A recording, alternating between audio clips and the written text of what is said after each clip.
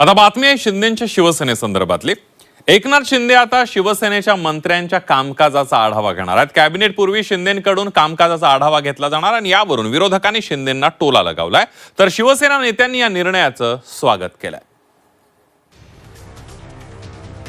उपमुख्यमंत्री एकनाथ शिंदे स्वतः शिवसेनेच्या मंत्र्यांच्या कामावर जातीनं लक्ष देणार आहे। शिवसेनेच्या मंत्र्यांच्या कामावर शिंदेंची आता बारीक नजर असणार आहे। त्यामुळे दर आठवड्याला कॅबिनेट बैठकीपूर्वी मंत्र्यांच्या कामाचा आढावा घेतला जाणार आहे। इतकंच नाही तर सर्व मंत्र्यांना आता प्रगती पुस्तकही सादर करावं लागणार आहे। शिवसेनेच्या सर्व मंत्र्यांच्या या कामकाजावर एकनाथ शिंदेंचा वॉच असणार आहे। यावरून शिवसेना ठाकरे पक्षाचे खासदार संजय राऊत यांनी शिंदेंच्या शिवसेनेला जोरदार टोला लगावला।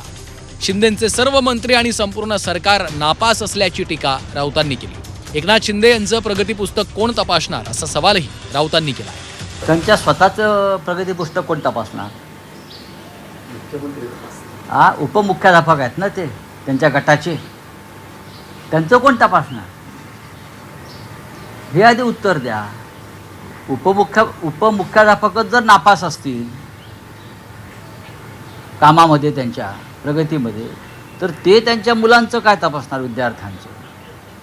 संपूर्ण त्यांचं मंत्रिमंडळ नापास आहे मुख्यमंत्र्यांसह। मंत्री तर नापासच आहेत। मंत्री हे काय म्हणतात, पूर्वी एटीकेटीने पण पास होऊ शकत नाही, या लायकीचे मंत्री आहेत त्यांनी।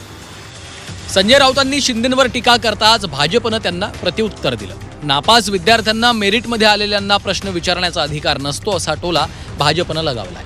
जो विद्यार्थी शालेय परीक्षेमध्ये 15 मार्क घेऊन नापास होतो, त्यांनी मेरिटमध्ये आलेल्या विद्यार्थ्यांना विचारायचं नसतं की तू मेरिटमध्ये का आला, तुझं प्रगती पुस्तक कसं आलं, हे तपासण्याचा अधिकार 15 मार्क मिळालेल्या विद्यार्थ्याला नसतो। जनाब संजय राऊत आपले 15 मार्क येणाऱ्या विधानसभेमध्ये 5 किंवा 6 वर येणार आहेत, त्याचं आत्मचिंतन करा आणि मग इतरांचं प्रगती पुस्तक बघा।